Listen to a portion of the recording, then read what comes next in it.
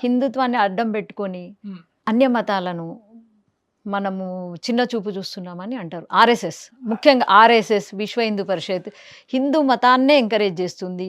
హిందూ మతాన్ని అడ్డం పెట్టుకొని అన్య మతాలు ఇప్పుడు మైనారిటీలు కావచ్చు, క్రిస్టియన్స్ కావచ్చు, ఏ మతాలనైనా దగ్గరికి తీయదు. అదే ఇదంతా వాటి మీద విషం అదే జిమ్ముతుంది. విషం జల్లే పిల్లల చెవులలో అది మొత్తం నింపుతుంది చిన్నప్పటి నుంచి, శాఖ నుంచే. ఇక్కడ అలా అంటారు. ఆర్ఎస్ఎస్‌లో నేను అదే గమనిస్తున్నా. వీళ్ళు దేశాన్ని ప్రేమించమంటారు.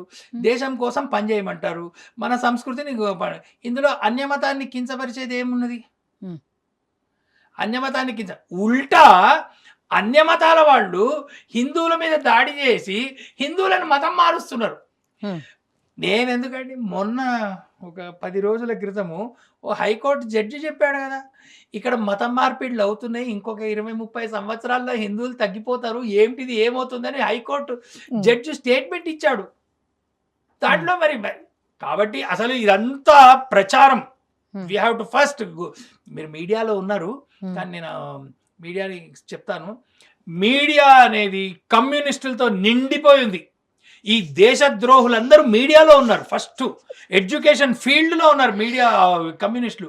వీళ్ళేంటంటే ఈ దేశభక్తుల్ని వీళ్ళు బద్నాం చేస్తున్నారు. హ్మ్. ఈ దేశభక్తుల్ని బద్నాం చేస్తున్నారు.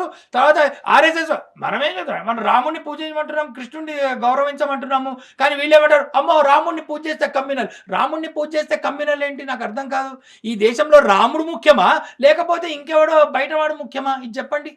బయటవాడంటే? బయటవాడంటే మరి మన దేశం బయటవాడు. ఎవడన్నా కానివ్వండి. మీ ఇష్టం ఎవరన్నా ఈ దేశపు హద్దుల బయట ఉన్నవాడు వాడు చెప్పింది. మన దేశము మన హిందూ ధర్మము మానవుల్ని కలిపి ఉంచేటువంటిది. మానవ జాతిని రక్షించేటువంటిది.